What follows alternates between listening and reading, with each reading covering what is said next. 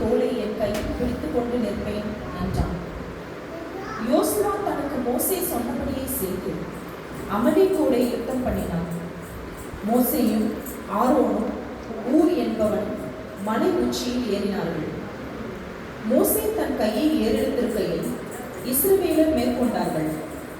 அவன் தன் கையை தாழ விடுகையில் அமலேக்கு மேற்கொண்டான். மோசேயின் கைகள் அசந்து போயிற்று. அப்பொழுது அவர்கள் ஒரு கல்லை கொண்டு வந்து அவன் கீழே வைத்தார்கள். அதன் மேல் உட்கார்ந்தான். ஆரோனும் ஊரும் ஒருவன் ஒரு பக்கத்திலும் ஒருவன் மறுபக்கத்திலும் இருந்து அவன் கைகளை தாங்கினார்கள். இவ்விதமாய் அவன் கைகள் சூரியன் அஸ்தமிக்கும் வரைக்கும் ஒரே நிலையாய் இருந்தது. யோசுவா அமலேக்கையும் அவன் ஜனங்களையும் பட்டய கருக்கினாலே முறியடித்தான். பின்பு கர்த்தர் மோசேயை நோக்கி, இதை நினைவு கூறும் பொருட்டு நீ ஒரு புஸ்தகத்தில் எழுதி யோசுவாவின் செவி கேட்கும்படி வாசி. அமலேக்கை வானத்தின் கீழ் எங்கும் இராதபடிக்கு நாசப்படுவேன் என்றார். ஆமென், ஆமென்.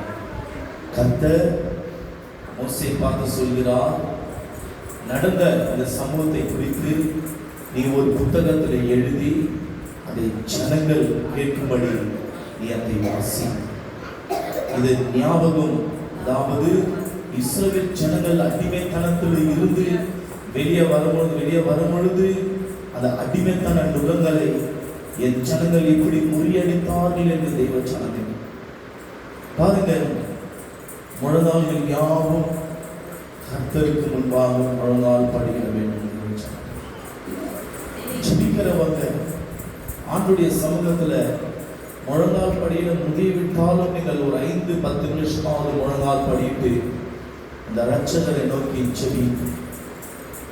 முழங்கால்களை ஒரு வல்லமை உண்டு உணர வேண்டும். என்னுடைய பிள்ளைகள், நீண்ட சிறு பிள்ளைகளை கொடுத்து நீண்ட ஒரு மெசேஜ் கொடுக்கலாம், ஒரு 2 வாரம் சப்ஜெக்ட், அதுதான் யோசித்து அதுதான் ரெடி பண்ணி வைத்தேன். ஒரு 2 வாரம் தொடர்ச்சி சிறு பிள்ளைகளை குறித்து. பிள்ளைகள் முதல்ல எங்க இருந்தாங்க, மறுபடியும் எப்படி வராங்க அந்த கர்ப்பத்துக்குள்ள, அது எப்படி பிறக்கிறாங்க, எப்படி வளர்கிறாங்க, தாய் தகப்பனுடைய கடமை என்ன, அதை குறித்து கொஞ்சம் ஆழத்தில் கொண்டு போகலாம் என்று நினைத்தேன். கர்த்தர் காலையில் இந்த வார்த்தையை கொடுத்தார். இந்த வார்த்தையை அநேக முறை பேசியிருக்கேன். மறுபடியும் இந்த வார்த்தை மூலியமாக ஆகியவர் நம்மோடு இடைப்பட அவர் விரும்புகிறார் அப்படின்னு சொன்னாங்க. பாருங்க, பிலிப்பியர் 2ஆம் அதிகாரம், பிலிப்பியர் 2ஆம் அதிகாரம், புதிய ஏற்பாடு 10வது வசனம் உரைக்கிறது. பிலிப்பியர் 2ஆம் அதிகாரம் 10வது வசனம். இயேசுவின் நாமத்தில் வானோர்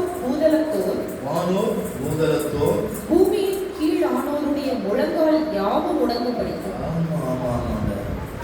கர்த்தருக்கு முன்பாக எல்லாருடைய முழங்கால்களும் முடங்கப்பட வேண்டும். தெய்வச்சனமே, முழங்கால்கள் முடங்கப்படவில்லை என்றால் நீ ஒரு வெற்றியை பார்க்க முடியாது, ஒரு ஆசீர்வாதத்தை பார்க்க முடியாது. தோல்வி உள்ள ஒரு வாழ்க்கை தான் என்னுடைய பிள்ளைகள் பார்ப்பீர்கள். தெய்வச்சனமே, நீங்கள் முழங்கால் படிட்டு ஜெபிக்கும் பொழுதுதான் பரலோகம் திறக்கப்படும். தானியேல் அடிமைத்தனத்துக்குள்ள அந்த ஜனங்கள் இருக்கிறார்கள். 70 வருஷம் பாபிலோன்ல அடிமைத்தனத்துக்குள்ள இருக்கிறார்கள். தானியேல் ஒரு மேல் வீட்டு மாடியில ஒரு அறையை தெரிந்து கொண்டு எருசலேமுக்கு நேராக அந்த ஜன்னல்களை திறந்து காலை, மதியம், இரவு 3 வேளை முழங்கால் படித்து ஜெபிக்கிறவராக இருந்தார். தேவச்சனம்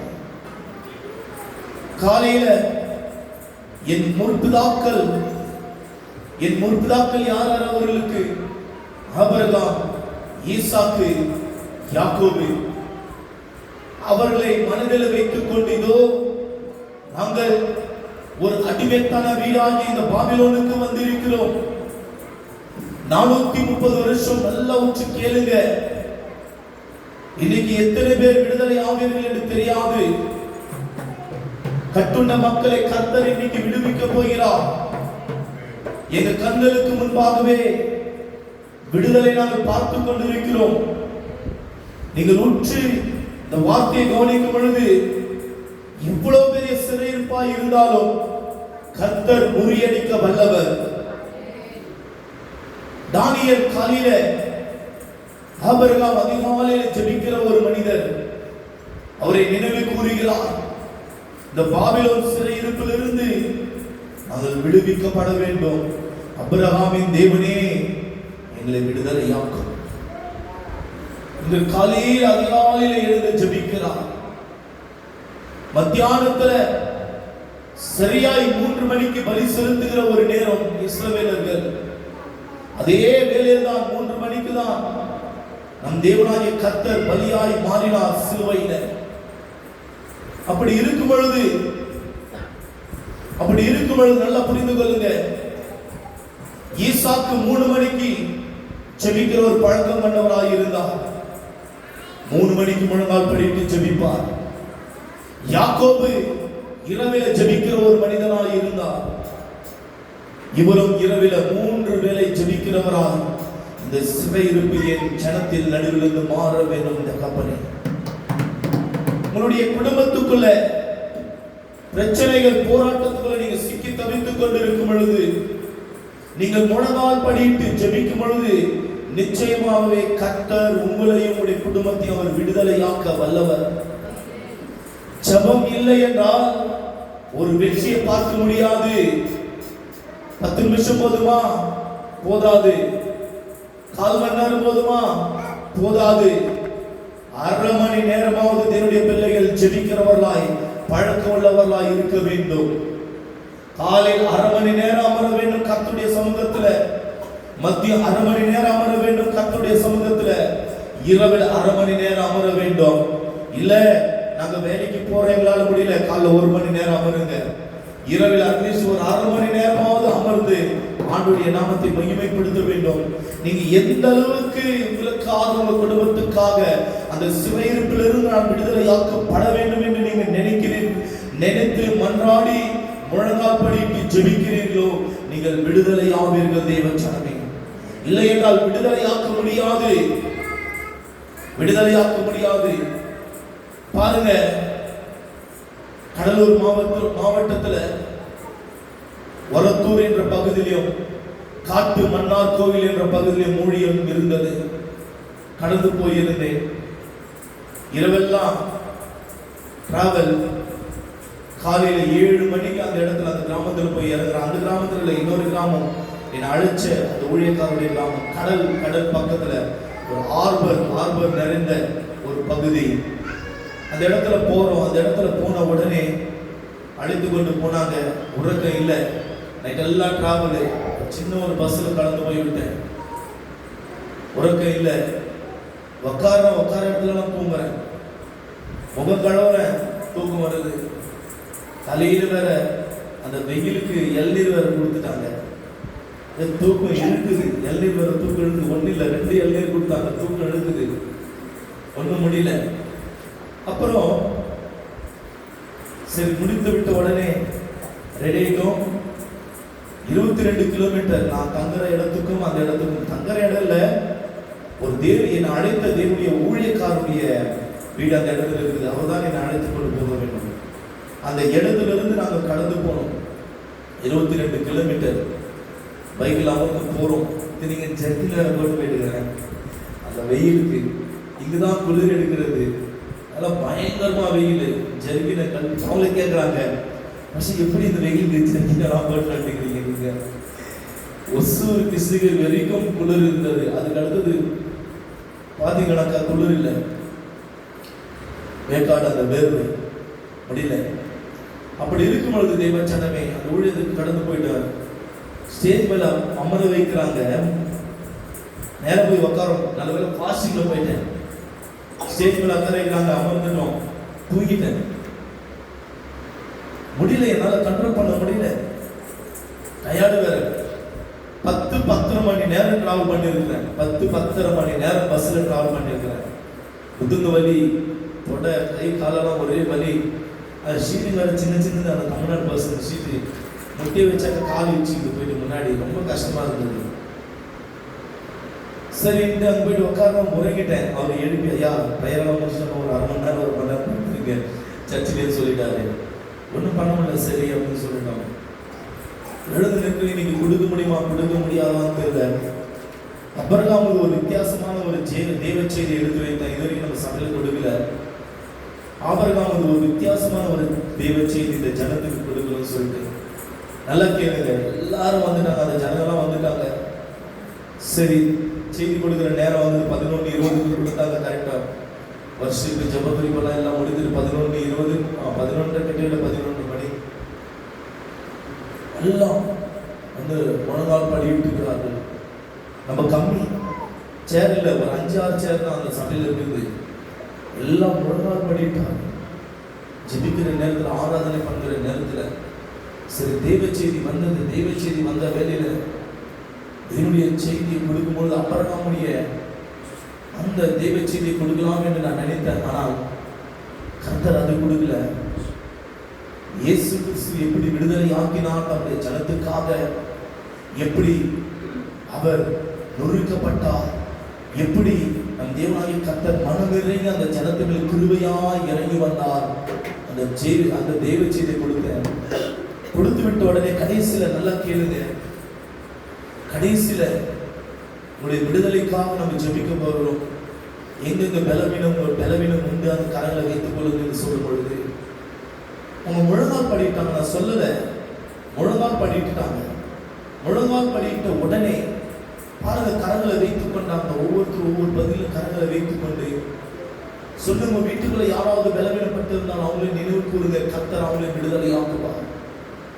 சொன்ன உடனே ஒரு 2-3 நிமிஷம் தான், ரொம்ப டயர்ட் ஆயிட்டேன். 2-3 நிமிஷம், 1 மணி நேரம் மெசேஜ் கொடுத்து ஒரு 2-3 நிமிஷம் தான் ஜெபிக்க முடிந்தது. முடித்து விட்டு நான் போய் அமர்றேன். திடீர்னு ஒரு தாயார் எழுந்து நின்று, அவங்க பாஸ்டர் மைக்கு கொடுத்துட்டேன். திடீர்னு ஒரு தாயார் எழுந்து நின்று, நான் ஒரு சாட்சி சொல்லலாமா அப்படின்னாங்க. பாஸ்டிங் பிரேயரு 1ஆம் தேதி ஆசீர்வாதமான தெய்வ செய்தி கொடுக்கிற ஒரு வார்த்தை. ஞாயிற்றுக்கிழமை தான் அவங்க வந்து பார்த்தீங்கன்னாக்கா, நல்லா கேளுங்க, செய்தி நல்லா கேளுங்க. இந்த செய்தி உங்கள் குடும்பத்தில் உள்ளவர்களை இன்னைக்கு விடுதலை ஆகும். அல்லேலூயா. அப்படி இருக்கும் பொழுது அந்த தாயார் எழுந்து நின்று, நான் சாட்சி சொல்லட்டுமான்னு கேட்டாங்க. சரி, அவங்க பாஸ்டர் சொன்னாரு, வாங்க சாட்சி சொல்லுவாங்கன்னு சொன்ன உடனே பாருங்க, இந்த தாயார் முன்னாடி வந்து மைக்கை பிடித்து கொண்டு பேசுறாங்க. பாஸ்டர் வந்து நின்று மெசேஜ் கொடுக்கும் பொழுது நான் ஒரு தரிசனம் பார்த்தேன். பாஸ்டர் கிட்ட என்னன்னு சொல்லி பார்த்தாக்கா, கால் பகுதியிலிருந்து தலை வரைக்கும் அக்னி பத்தி எரியுது. ஒரு அக்னி பற்றி எரியுது. இதெல்லாம் அவங்க செய்தெல்லாம் அவங்க பார்ப்பாங்க. வீடியோ எடுக்கலாம் நினைத்தாக்கா யாரும் வீடியோ எடுக்கிறது இல்லை, நம்ம ஆளுங்க. அப்படி இருக்கும்பொழுது இந்த வீடியோ அவங்க பார்ப்பாங்க, இந்த செய்தியை அவங்க பார்ப்பாங்க. கர்த்தர் ஒருத்தர் பார்க்கிறவராக இருக்கிறார். அந்த தாயார் சொன்ன ஒரு வார்த்தை என்ன தெரியுங்களா? நல்லா கேளு காவியா, முன்னாடி வந்து. அப்போ இந்த தாயார் சொன்ன ஒரு வார்த்தை, கால் பகுதியிலிருந்து பற்றி எரிகிறது அக்னி. அதை நான் பார்த்தேன், அந்த அக்னியை நான் பார்த்தேன் அப்படின்னு சொல்லிட்டு அந்த தாயார் சொல்றாங்க. அது கொண்டு ஒருத்தர் விட்டு ஒருத்தர் நிற்கிறார்கள் சாட்சி சொல்ல. ஒரு வயதான பாட்டி சொல்றாங்க, நான் இந்த வலது கண்ணு எனக்கு மங்களா தெரியும், ஒரு மாதிரி டிம்மா தெரியும் இந்த கண்ணு எனக்கு. பெங்களூர் ஐயா வந்து நின்று மெசேஜ் கொடுக்கும் பொழுது இந்த கண்ணு மேல நான் கரங்களை வைத்துக் கொண்டேன். கரங்களை வைத்துக் கொண்ட உடனே, சப்பா இந்த கண்ணை எனக்கு தகப்பனை நல்லா சுத்தமாக்கி கொடுங்க நான் கேட்டேன். எனக்கு ஒரு அளவுக்கு கிளீனா தெரியுது இப்போது பார்வை.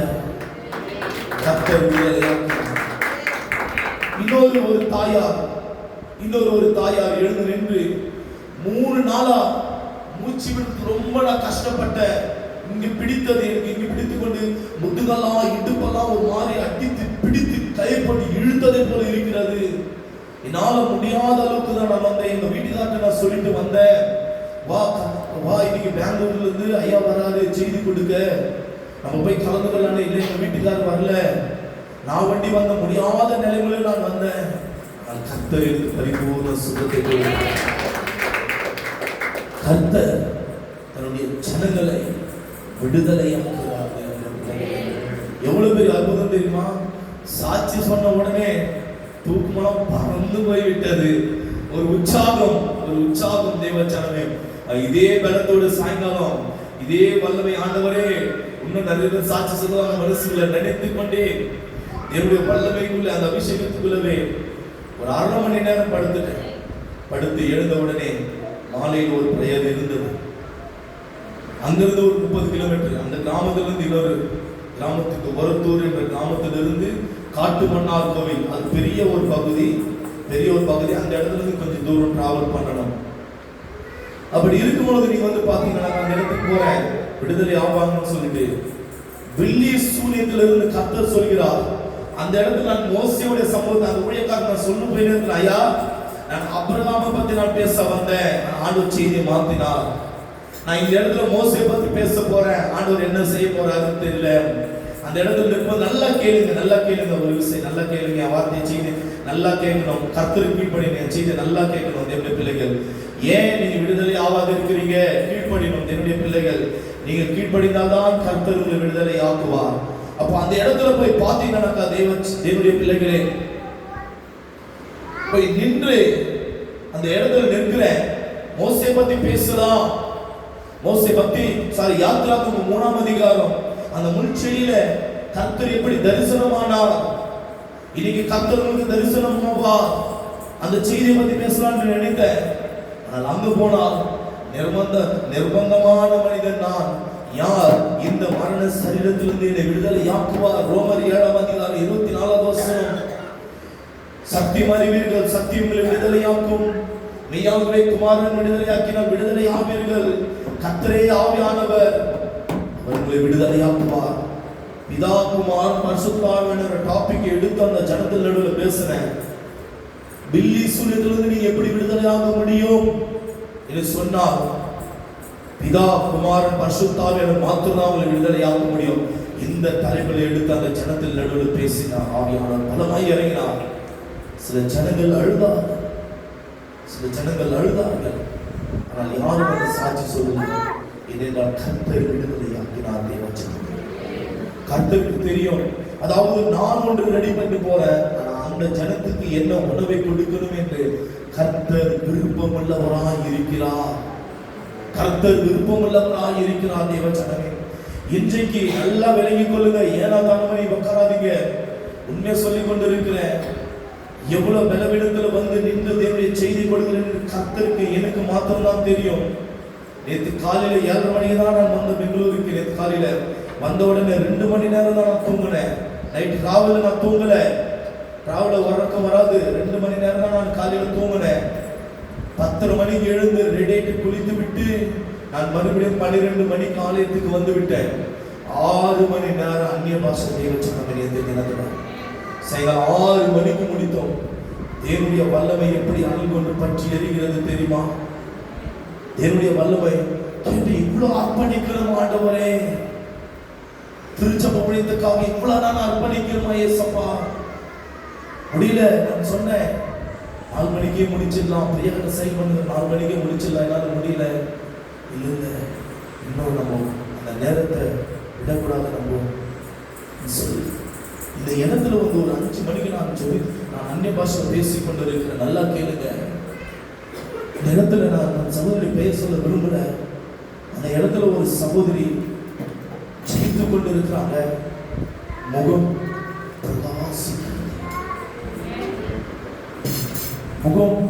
பிரகாசிக்கிறது. இந்த இடத்துல முழங்கால் பண்ணிட்டு அந்த சகோதரி ஜெபிக்கிறாங்க.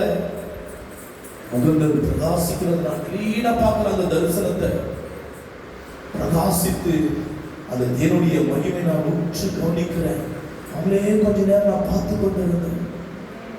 தேவனுடைய மகிமை எப்படி இருக்கிறது சப்பான்னு சொல்லிட்டு இதெல்லாம் பிடித்துக் கொள்ளும். சும்மா ஒண்ணு இல்லை, 6 மணி நேரம் என்பது இதெல்லாம் பிடித்துக் கொள்ளும். இதெல்லாம் வலிக்கும், பேச முடியாது, இவ்வளவு கஷ்டமா இருக்கும். ஆனால் கர்த்தருடைய மகிமை இறங்கி வரும் பொழுது தேவச்சனம் எல்லாம் மாறிவிடும். இந்த ஜனங்க முழங்கால் படிட்டு ஜெபிக்கும் பொழுது கர்த்தர் அற்புதங்களை செய்தார். தானியேல் முழங்கால் படிட்டு ஜெபித்தார். கர்த்தர் அந்த இஸ்ரவேல் ஜனங்களுக்கு ஒரு அற்புதத்தை செய்தார். பாபிலோன் தேசத்துல 70 வருஷம் அடிமைத்தனத்துக்குள்ள வாழ்ந்து கொண்டிருந்தார். என்னுடைய பிள்ளைகளே, உங்களுடைய குடும்பத்துல ஒரு வெற்றியை பார்க்க முடியல, நல்லா கேளுங்க. உங்க குடும்பத்துல தோல்வி மேல தோல்வி உங்களாலதான். நீங்க தான் அதுக்கு காரணம். ஏன் ஒரு வெற்றியை பார்க்க முடியல? நல்லா கேளுங்க. இந்த செய்தி உங்களை விடுதலை ஆக்குற ஒரு செய்தியாக கர்த்தர் மாற்ற போகிறார். நீ உற்று கேட்கணும், உற்று கேட்கணும். இந்த வார்த்தையை உனக்காக தான் கர்த்தர் பேசிக் கொண்டிருக்கிறார். உனக்காக தான், உன் குடும்பத்துக்காக தான் கர்த்தர் இந்த செய்தியை கொடுத்து கொண்டிருக்கிறார். ஏன் ஒரு வெற்றியினால பார்க்க முடியல என் குடும்பத்துல? ஏன் ஒரு வெற்றியை பார்க்க முடியல? என் வேலை ஸ்தலத்துல ஏன் ஒரு வெற்றியை பார்க்க முடியல? ஏன் என் வாழ்க்கையில ஒரு வெற்றியை பார்க்க முடியல? நீதான் காரணம், நீங்க தான் காரணம். இயேசுவின் நாமத்தினால் ஆணுடைய சமூகத்துல முழங்கால்கள் இன்னும் முட்டங்கவில்லை. தேவன் எவ்வளவு நேரம் நம்ம யோசித்து பாரு. எவ்வளவு நேரம் ஆணுடைய சமூகத்துல முழங்கால் படிட்டு நம்ம ஜெபிக்கிறோம். விடுதலை ஆகல, விடுதலை ஆகல, விடுதலை ஆகல, விடுதலை ஆகல. உட்கார்ந்து இப்போ எல்லாமே சௌகரியம் வந்து விட்டது. கொஞ்சம் வருஷத்துக்கு முன்பாக யோசித்து பாருங்க. நாங்க சின்ன வயதுல இருக்கும் போதெல்லாம் கையில தான் துணியை கசுக்குவாங்க, அம்மிக்கல்ல தான் மாவு அரைப்பாங்க, மசாலா அரைப்பாங்க. அந்த ஆட்டுக்கல்ல தான் மாவு அரைப்பாங்க. எல்லாமே இருந்தது. அப்போ சோஃபாலாம் இருக்காது, தரையில தான் அமர்ந்து முழங்கால் பண்ணிட்டு தான் நாங்கள் ஜெபித்து. அதில் இப்பொழுது எல்லா சகல வசதிகள் வந்து விட்டது, சோஃபா வந்துருச்சு. ஏன் நம்ம முழங்கால் பண்ணணும்? அதெல்லாம நம்ம முழங்கால் பண்ணிட்டு ஜெபிக்கலாமே. நான் போன சர்ச்சுக்கு எப்படி தெரியுமா? ஒரு பாத்ரூம் இல்லை. பாத்ரூம் இருக்கிறது, ஆனா பாத்ரூம் இல்லை. சொல்றாரு.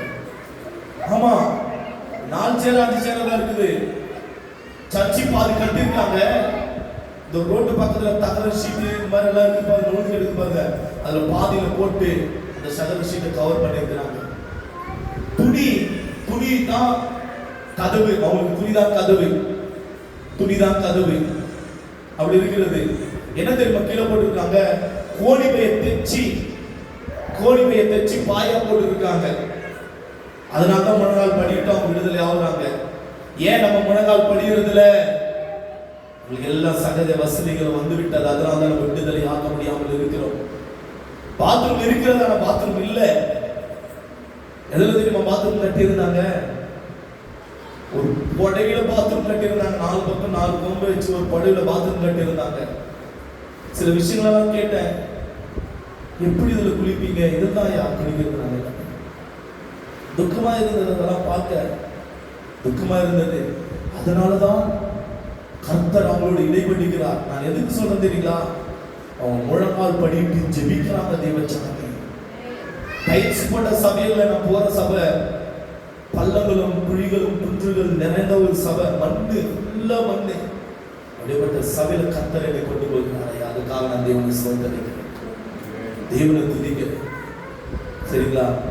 ₹1 கூட காணிக்க வாங்கல. அந்த இடத்துல நான் ₹1 கூட நான் காணிக்க வாங்கல. சந்திரங்கள் கால் பண்ணாங்கள், காசு அனுப்புங்க, காசு அனுப்பின அந்த ஊழியக்காருக்கு என்னால் முடிந்த அளவுக்கு நான் உதவி செய்து விட்டு இதெல்லாம் காரணம் காட்ட மாட்டேன். முடிந்தது ஒரு ₹1000 தான், அவ்வளோதான். ஒரு ₹1000 அவ்வளோதான். ₹1 வாங்காது. வாங்க கேள்வி இருக்கிறாரு. வண்டியில் போயினே இருக்கிறேன். அவர்கிட்ட பேசினாங்கள், காசு வேணும், காசு 3000 அனுப்பிச்சாங்க. 1750 அனுப்பிச்சாங்க. அதை வைத்து தான் நான் ஊழியக்காரருக்கு உதவி செய்தேன். கர்த்தர் பெரியவர். ஏன்னா மனுஷனா ஒளிந்து விட்டார் அந்த இடத்த, அந்த திருச்சபை பார்க்கும்போது. ஆனால் ஆவியானுடைய மகிமை உலாவினர் அந்த இடத்துல, ஜனத்துல நடுவில் முழங்கால் படிட்டு ஜெபிக்கும் பொழுது, நிச்சயமா சொல்றேன், நீங்கள் முழங்கால் படிட்டு ஜெபிக்கும் பொழுது சிறையிருப்புகள் மாறும். உதாரணத்துக்கு சொல்லட்டுமா? உதாரணம் சொல்லட்டுமா? சகோதரி மோனிகாவுக்கு வந்து சொல்லியிருந்தாங்க, ஏதோ போய் பார்த்துருக்காங்க. என்ன தோஷம் சொன்னாங்க சார்? மாங்கல்ய தோஷம், சப்பா தோஷம். அவங்க இதில் அதெல்லாம் நம்ம நம்புறது இல்லை. அதெல்லாம் அவங்க சொல்லுவாங்க, அடித்து விடுவாங்க. ஆனால் மகள் வந்து ஆணுடைய பிள்ளை. அல்லேலூயா. ஆணுடைய பிள்ளை, அவருடைய தாயார் ஆணுடைய பிள்ளை.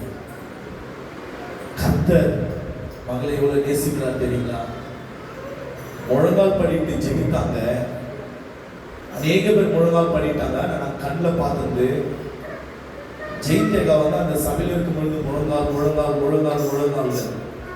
படிட்டு ஜெபித்தாங்க. அடிக்கடி சொல்லுவேன், கர்த்தருடைய மகள் மோனிகா, கர்த்தருடைய மகள். அவங்க 1000 சொல்லுவாங்க, அது சொல்லுவாங்க. அவங்க சொல்லுவாங்க, கர்த்தர் சொல்லலையே, அந்த மகளை நேசிக்கிறாரு, அந்த மகள் மேல அன்பாய் இருக்கிறாரு, ஏதோ ஒரு திட்டத்தோட தான் இந்த குடும்பத்தை கர்த்தர் கொண்டு வந்திருக்கிறாரு, அதனாலதான் உங்களை முழங்கால் படிட்டு வைத்திருக்கிறாரு. அவங்க முழங்கால் படிட்டு 9 மணிக்கெல்லாம் வந்துருவாங்க அந்த சர்ச்சில். 1/2 மணி நேரம் ஜெபிப்பாங்க. ஏன் தெரியுமா? குழந்தைக்காக 1/2 மணி நேரம் ஜெபிப்பாங்க. குழந்தை கிடைத்தது அவங்களுக்கு, அவங்களுடைய ஜெப ஜீவியம் கம்மியாக இருக்கு. நான் கண்ணில் பார்த்தேன். தப்பா நினைக்கிறேன். ஏன்னா மாதத்துல 2 வாரம் சீக்கிரம் வந்துடுறாங்க, 2 வாரம் லேட்டா வர்றாங்க. அம்மா இதே படிக்கிறாங்க. நான் சொல்லியிருக்கேன் சிஸ்டர், நல்லா கேளுங்க. இல்ல நான் உங்களுக்கு ஃபோக்கஸ் பண்ணி டார்கெட் பண்றேன்னு நினைக்காதீங்க. எல்லாருக்கும் ஒரு உதாரணம் நான் பேசிக்கொண்டு இருப்பது, எல்லாருக்கும் ஒரு உதாரணம். முழங்கால் படிட்டு அவங்க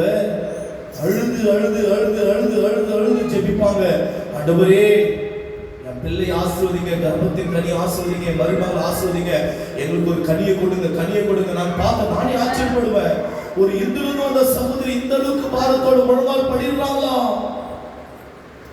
ஆச்சரியப்படுவேன். முன்னாடி வந்து முழங்கால் படிட்டு ஜெபிப்பாங்க. கர்த்தர் அருமையான ஒரு கனி பாக்கியத்தை கொடுத்து பாருங்க. கண்களுக்கு முன்பாக இருக்கிறது. எப்படி தெரியுமா? முழங்கால்கள் முடங்கும் பொழுதுதான் தேவனுடைய வல்லமையை பார்க்க முடியும். தேவச்சனங்கள் முழங்கால்கள் முடங்கவில்லை என்றால் ஒரு ஆசீர்வாதத்தை பார்க்க முடியாது. முழங்கால் முடங்கிடுங்க சார், ஆண்டவர் வெற்றி தரும். ஆமென் சொல்லுங்க. முழங்கால் படிடுங்க, ஆண்டவர் ஒரு வெற்றியை தருவார். தேவனுடைய பிள்ளைகளே, ஒரு வெற்றியை கொடுக்க அவர் வல்லவராக இருக்கிறார். அதனாலதான் தேவன் இந்த செய்தியை கொடுத்து கொண்டிருக்கிறார். இஸ்ரவேல் ஜனங்க 430 வருஷம் அடிமைத்தனத்துக்குள்ள வாழ்ந்து கொண்டிருக்கிறாங்க. விடுதலையாகி சுதந்திரிக்கிற தேசத்தை கானானை நோக்கி ஓடிக்கொண்டிருக்கிறார்கள். ஓடும் பொழுது பாருங்க, முதல் யுத்தம் இஸ்ரவேல் ஜனத்துக்கு முதல் யுத்தம் இந்த யாத்திராகமம் 17ஆம் அதிகாரம் தான் இஸ்ரவேல் ஜனத்துக்கு முதல் யுத்தம். யுத்தம் என்றால் என்னவென்று தெரியாத அந்த ஜனத்துக்கு, ஆனால் கர்த்தர் அவர் நடுவில் ஒரு வெற்றியை கொடுக்கிறார். மோசேக்கு மாத்திரம்தான் யுத்தத்தை பற்றி தெரியும். ஏனென்றால் 17 விதமான யுத்த பயிற்சியை பெற்றிருந்த ஒரு மனிதர் மோசே. பார்வோன் வீட்டில் வளர்ந்தார் அல்லவா? அந்த இடத்துல ராஜாக்களுடைய வீட்டு பிள்ளைகளுக்கு மாத்திரம்தான் அந்த சண்டை பயிற்சி அனுபவிப்பார்கள். 17 விதமான யுத்த பயிற்சி. மோசே 17 விதமான யுத்த பயிற்சி பெற்றிருந்த ஒரு மனிதர். அந்த இடத்திலிருந்து விடுதலையாகி வெளியே வருகிறார்கள் ஜனங்கள். இஸ்ரவேல் ஜனங்கள் யோசுவாவின் தலைமையில யுத்தத்தை நடத்த போய் கொண்டிருக்கிறார்கள். யுத்தம் என்னவென்று தெரியாது. ஆனால் கர்த்தர் அந்த ஜனத்துக்கு ஒரு வெற்றியை தருகிறார்.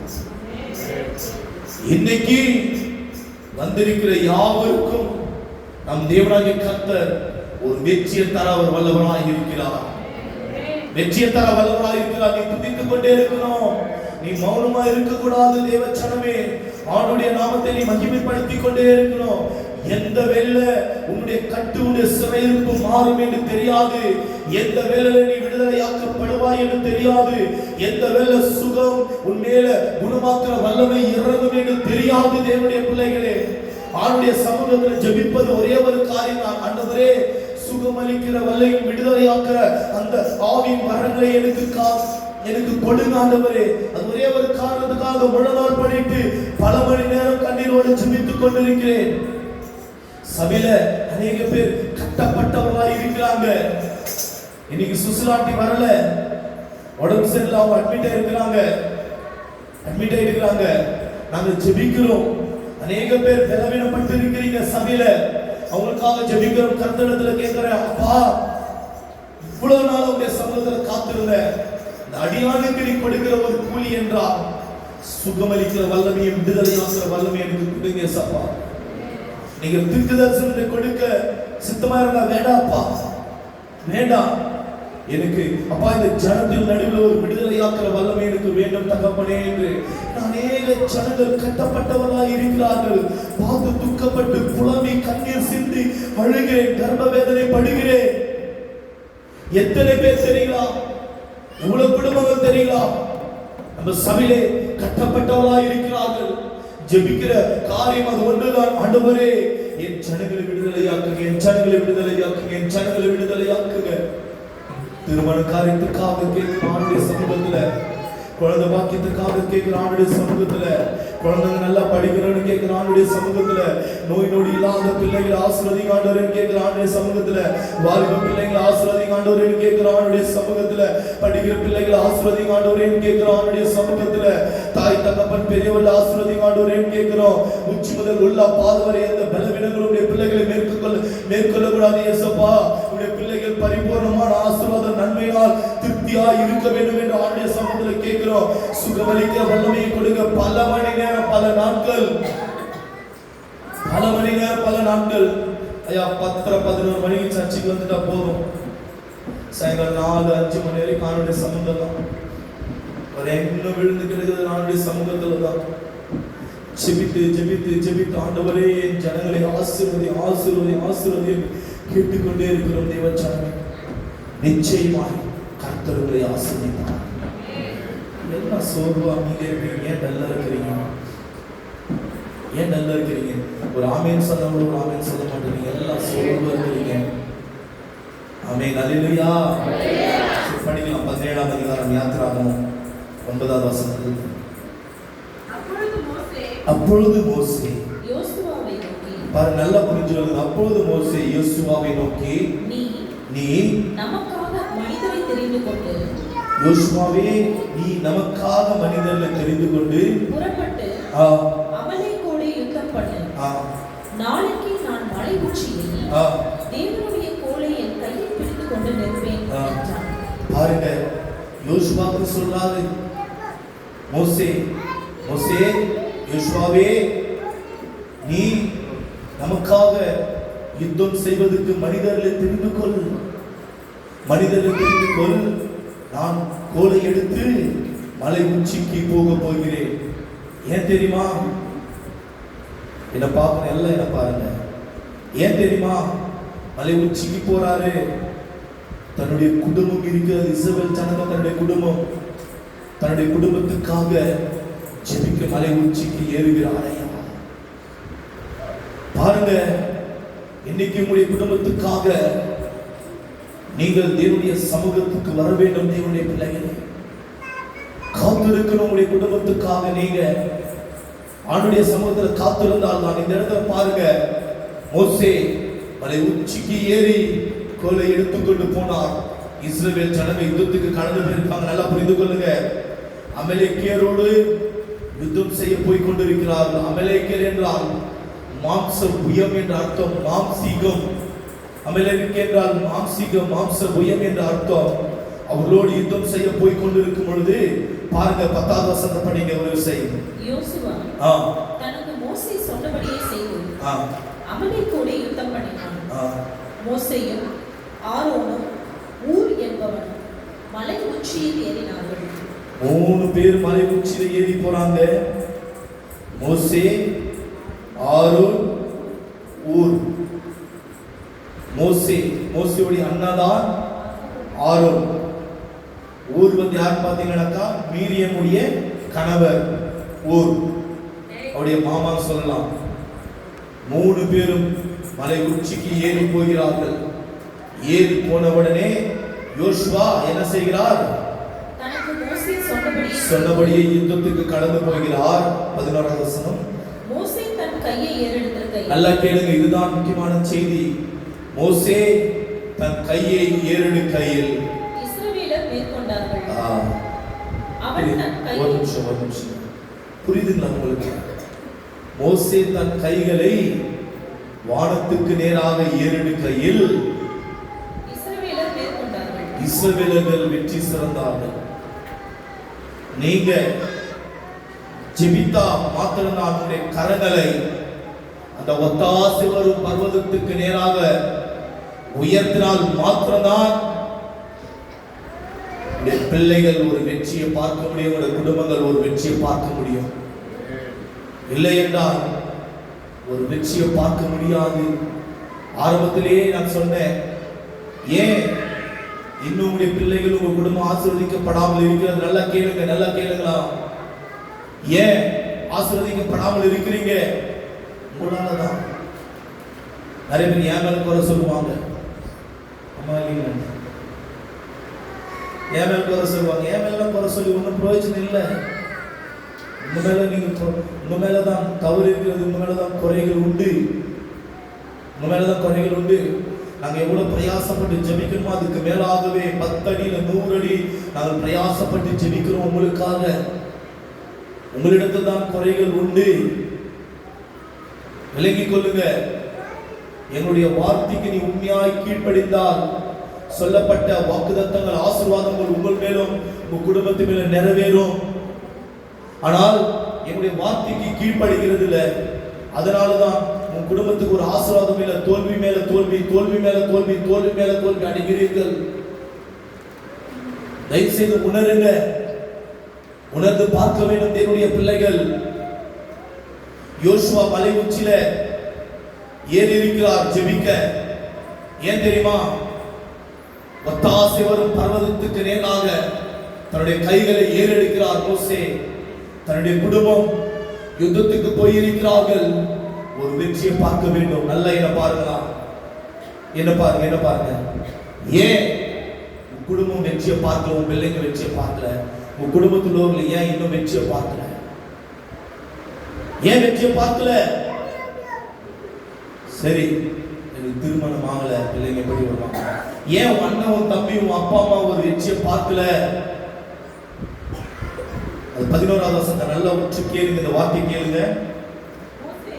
மோசே கையை ஏறெடுக்கையில் எங்க பர்வதத்து மேல போயிட்டு ஜெபிக்க போறாரு. தன் கையை ஏறெடுக்கையில் இஸ்ரவேலர் மேற்கொண்டார்கள். இஸ்ரவேலர்கள் ஜெயித்தார்கள். இஸ்ரவேல் ஜனங்கள் அமலேக்கியர்களை முறியடித்தார்கள். ஏன் உன் வேலை ஸ்தலத்துல ஒரு வெற்றி இல்ல? நீ செய்கிற வாழ்க்கை பிசினஸ்ல ஒரு வெற்றி இல்ல?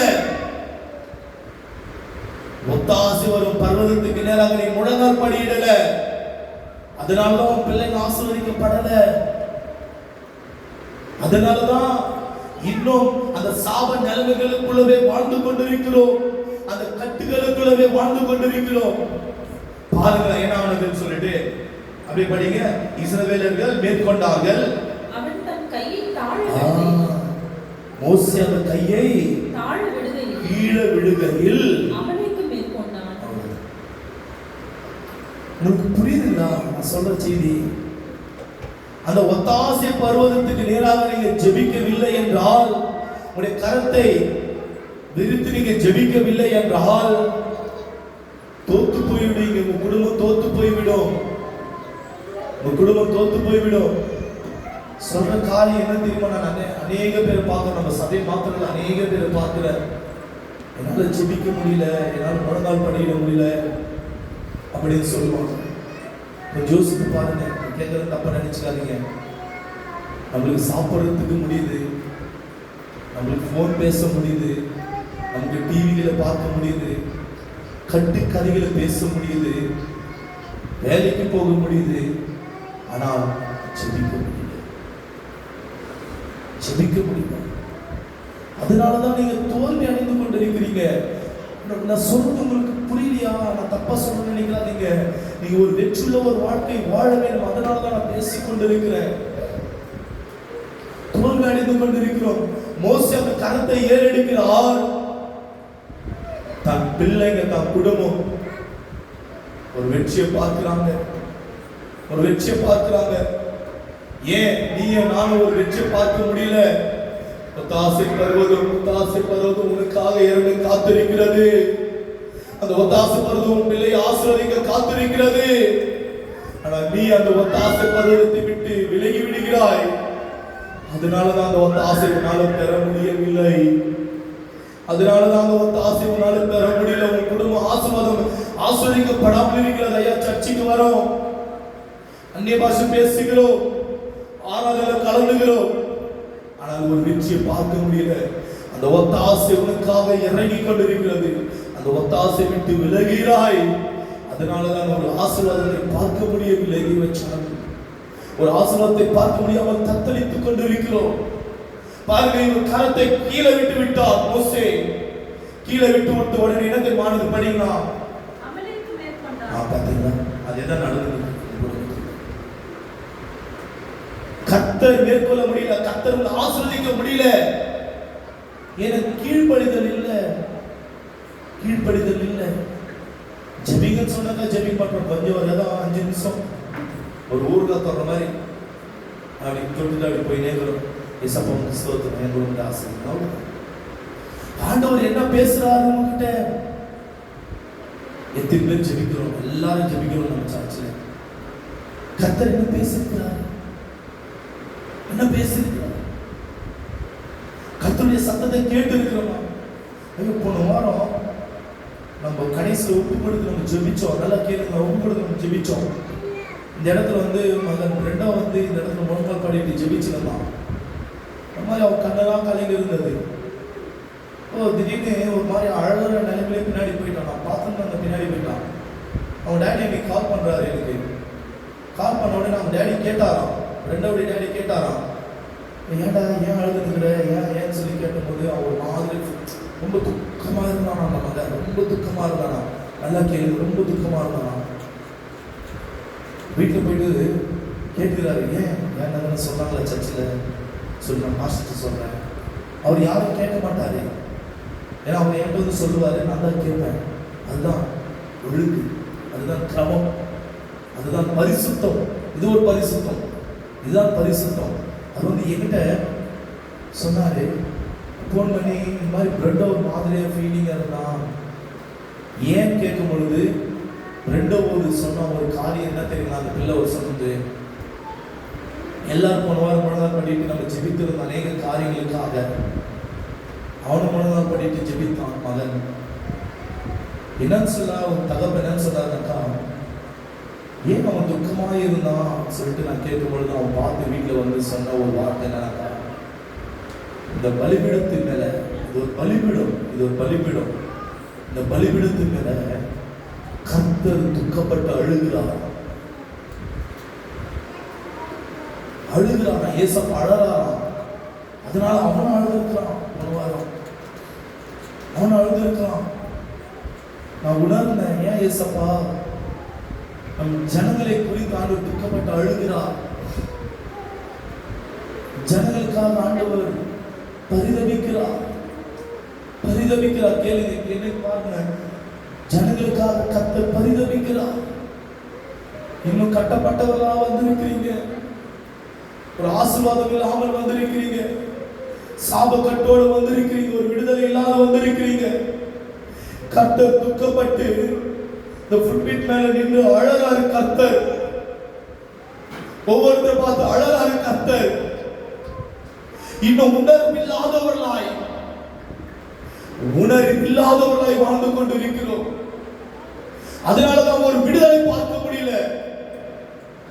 ஏன் விடுதலை பார்க்க முடியல? கர்த்தர் துக்கப்படுகிறார். வார்த்தைக்கு கீழ்ப்படுகிறது இல்லை. அதனால கர்த்தர் துக்கப்படுகிறார்.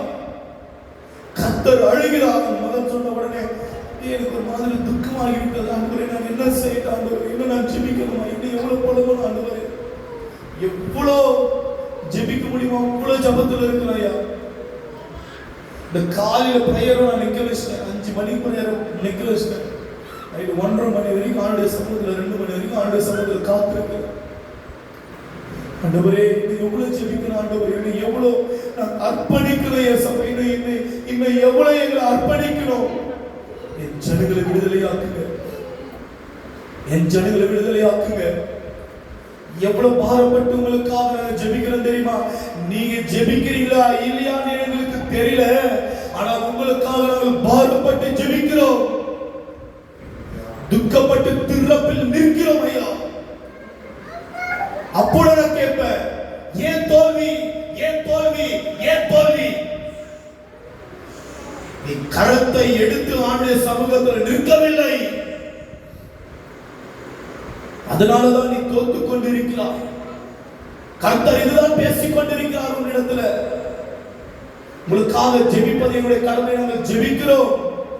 ஆசீர்வதிக்கப்படாமல் ஏன் இருக்கிறீங்க? மோசே கரத்தை எடுத்து ஜெபிக்கும் பொழுது இஸ்ரவேல் ஜனங்கள் தன்னுடைய குடும்பம் ஒரு வெற்றி பெற்றது. ஏன் உங்களுடைய குடும்பம் ஒரு வெற்றி பெறல? கொஞ்சம் யோசிங்க, கொஞ்சம் யோசிங்க, யோசிங்க. காலையில் யோசித்த இல்ல இன்னைக்கு அப்பாட்டு கொடுத்துடலாம் தேவ செய்தி நினைச்சேன். ஜெபிக்கும் போது வேண்டாம் நம்மளே இது பண்ணலாம். மறுபடியும் அந்த அப்பா கரெக்டா வந்து கேட்டாரு, நான் கொஞ்ச நேரம் எடுத்துட்டு போய் இல்ல வேண்டாம் இன்னைக்கு லாபம் வச்சுக்கணும்.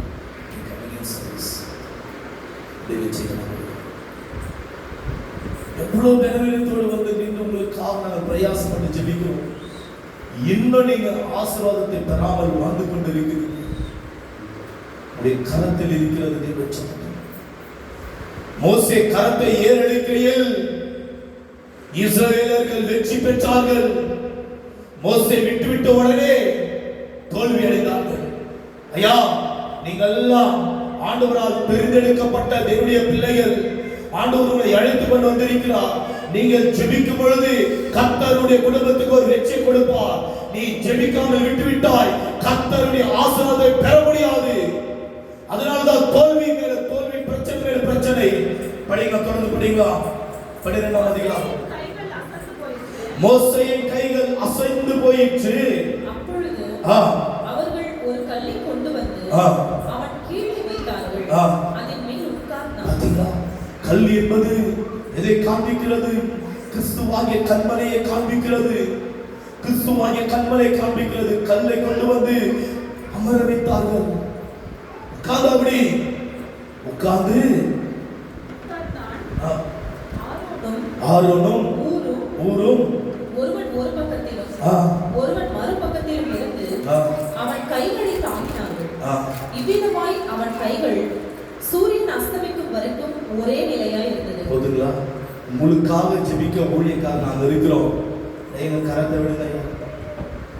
அந்த நேரத்தில் தான் அஷர் எங்க கரத்தை பிடிச்சுக்கங்க, நாங்கள் உங்க கரத்தை பிடிச்சுக்கோங்க.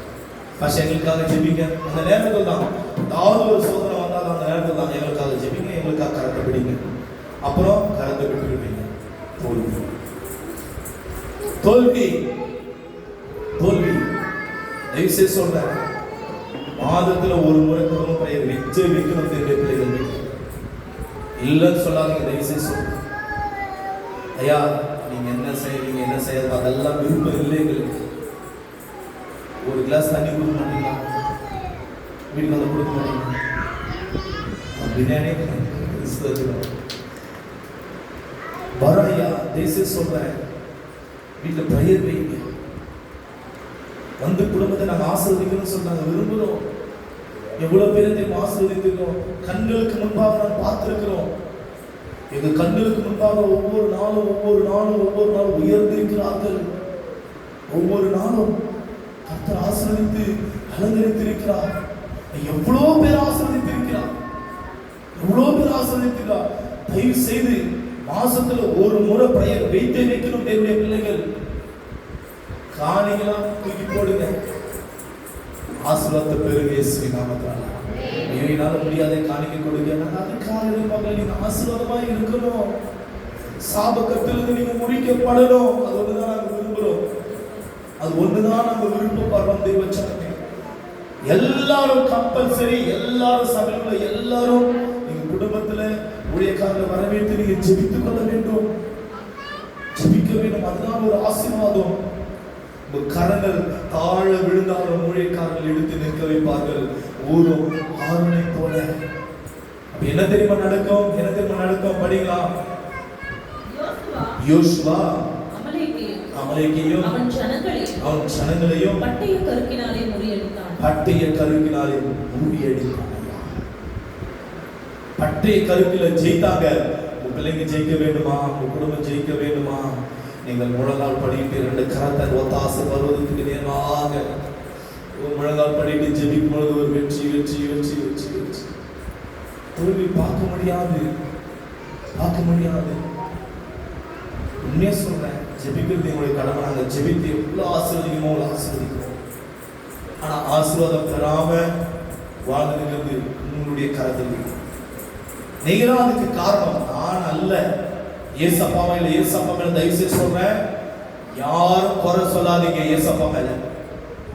ஏசப்பா ஏன் எனக்கு இப்படி பண்ணிட்டாரு, ஏசப்பா ஏன் எனக்கு இது செய்துட்டாரு, ஏசப்பா ஏன் இப்படி பண்ணிட்டாரு, உன்னாலதான். இன்னொரு நாளைக்கு யாருன்னா வந்து என்கிட்ட எதுலயோ சரி ஏன் எனக்கு பண்ணிட்டாரு, உன்னாலதான் சொல்ல போறேன்.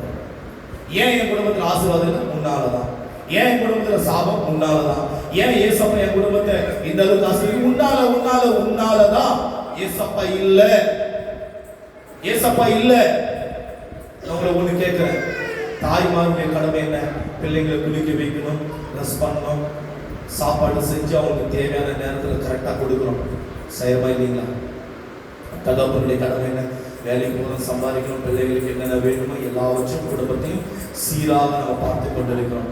கர்த்தருடைய காரியத்துல கரெக்டா இருக்கிறீங்களா? நீங்க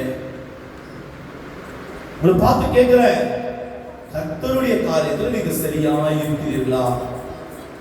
உங்க பிள்ளைகளுக்காக இல்லை, எல்லாம் பாருங்க, உங்க பிள்ளைகளுக்காக ஜெபிக்கிறீங்களா? உங்க பிள்ளைகளுக்காக மன்றாடுறீங்களா?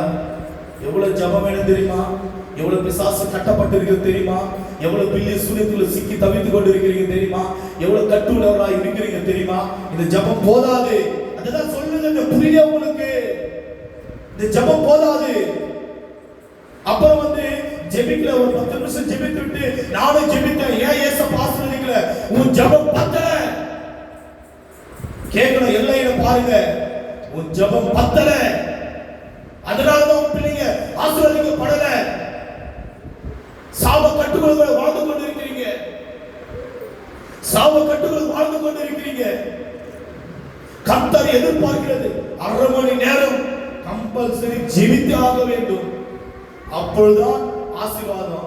நீ 1/2 மணி நேரம் 6 மாசம் ஜெபி, அப்புறம் வந்து நீ என்னிடத்துல கேளு, ஏன் ஏசப்பா என்ன ஆசீர்வதிக்கலன்னு கேளு, நான் உனக்கு ஆன்சர் தரேன்.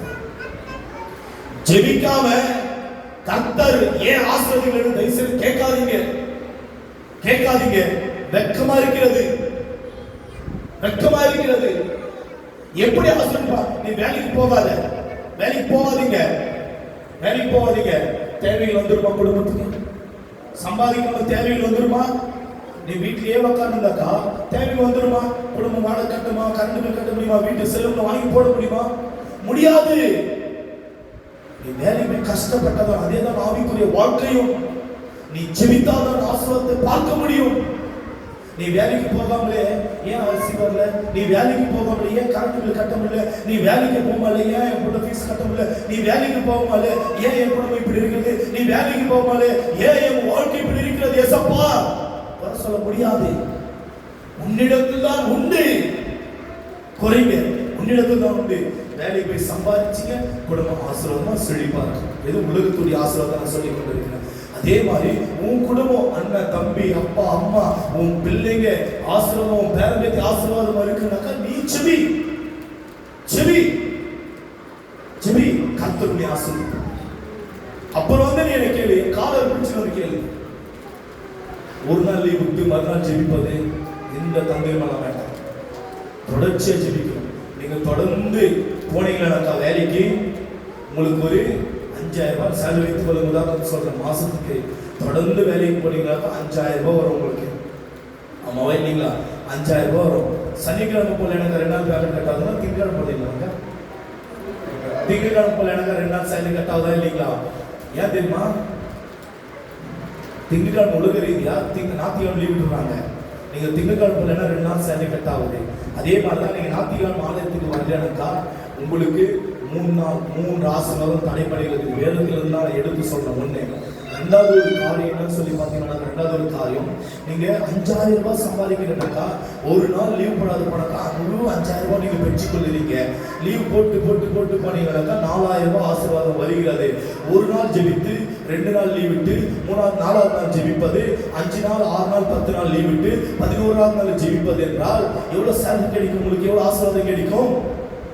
எவ்வளவு ஆசீர்வாதம் கிடைக்கும்? 5000 ரூபாய் கிடைக்காது. 2000 ரூபாய் 1000 ரூபாய் அதுதான் நீங்க பெற்று இருக்கீங்க. அதுதான் இப்ப நீங்க பெற்று இருக்கீங்க. அந்த ஆசீர்வாதத்தை நீங்க பெற்று இருக்கீங்க. எப்போது உங்க குடும்பம் ஆசீர்வதிக்கப்படும்? நீங்க ஆண்டவருடைய சமூகத்தில் காத்திருக்கும் பொழுது. எப்போது உங்க பிள்ளைங்க ஆசீர்வதிக்கப்படுவாங்க? நீங்க ஆண்டவருடைய சமூகத்தில் காத்திருக்கும் பொழுது. மற்றவங்களை பாருங்க, மற்றவங்க நம்ம நினைக்கலாம் அவங்க பிள்ளை நல்ல ஆசீர்வாதத்தோடு இருக்காங்க, அவங்க அண்ணன் தம்பி நல்ல ஆசீர்வாதத்தோடு இருக்காங்க. அது பாரு, எனக்கு இவ்வளவு வியாதி ஏன், எனக்கு இவ்வளவு கடை ஏன், என் குடும்பம் ஏன் இப்படி இருக்கிறது? செபிங்க, அவங்கள பார்க்காதீங்க, நீங்க செபிங்க. கர்த்தர் உங்களை ஆசீர்வதிப்பார். கர்த்தர் உங்களை ஆசீர்வதிப்பார். இந்த செய்தி நமக்காக. தயவுசெய்து பழைய கர்த்தர்கள் போடாதீங்க. இதே லாஸ்ட் ஃபர்ஸ்ட் வச்சுக்கோங்க. செபிங்க, கர்த்தருடைய ஆசீர்வதிப்பார்.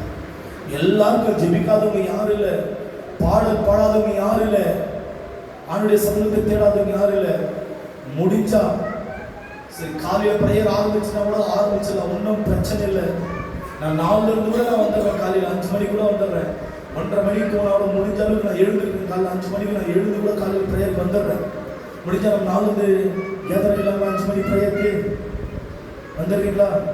5 மணிக்கு சரி, 5 மணி பிரேயருக்கு வந்துருக்கேன். 1 மணி நேரம் நடக்காத பிரேயர், 1 மணி நேரம் 5 to 6 1 hour இருக்கும் அந்த பிரேயர். காலையில் அதிகாலையில் வந்து கலந்து கொள்ளுங்க. 4 ஆரம்பிச்சு உங்களுக்காக தான். இவ்வளோ கல்யாணமாக இருந்தாலும் உங்களுக்காக நாங்கள் பிரயாசப்படுறோம். நீங்க உங்க குடும்பத்துக்காக கொஞ்சம் பிரயாசம் பண்ணவா இல்லைங்களா? நீங்க உங்க குடும்பத்துக்காக பிரயாசம் பண்ணா கர்த்தர் ஆசீர்வதிப்பார். நீ பிரயாசம் பண்ண மாட்டீங்க, கர்த்தர் எப்படி ஆசீர்வதிப்பார்? ஆனால் நிற்க மாட்டேங்குது. இந்த டாபிக் இருக்கு, பேசினே இருக்கிறாரு. கர்த்தருடைய நாமத்துக்கு மகிமை உண்டாகட்டும், மகிமை உண்டாகட்டும். உங்களுக்குரிய வார்த்தை கர்த்தரை நீங்க பேசுங்க. உங்களுக்குரிய வார்த்தை கர்த்தர் பேசிக் கொண்டிருக்கிறார். உங்க குடும்பம் நல்லா இருக்கணும் கர்த்தர் விரும்புகிறாரு. கீழ்ப்படிங்க, கொஞ்சம் கீழ்ப்படிங்க. அவருடைய சமூகத்தில் கீழ்ப்படிதான் ஆசீர்வாதம். ஏதாவது கொஞ்சம் அப்படி இப்படி பண்ணீங்கன்னா சபைக்குள்ள அந்த ஆசீர்வாதத்தை இழந்து போயிருக்கு. இன்னைக்கு நீங்க உட்காந்து பிரயோஜனம் இல்லாத போயிடும். இன்னைக்கு நீங்க ஆராதிச்சு பிரயோஜனம் இல்லாத போயிடும். சிதனை எங்கோ வைத்துக் கொண்டு இங்க வந்து அமர்ந்து பிரயோஜனம் இல்லை. முழு இதயத்தோடு, அதாவது வசனம் சொல்லுது, முழு இதயத்தோடு கர்த்தரை தேடணும், அப்பொழுதுதான் ஆசீர்வாதம். கொஞ்சம் எங்க யோசித்து கொஞ்சம் எங்க இது பண்ணிட்டு உட்காந்து ஆசீர்வாதத்தை பெற முடியாது. அல்லேலூயா. கர்த்தர் பெரியவராய் இருக்கிறார். ஆமென், ஆமென்.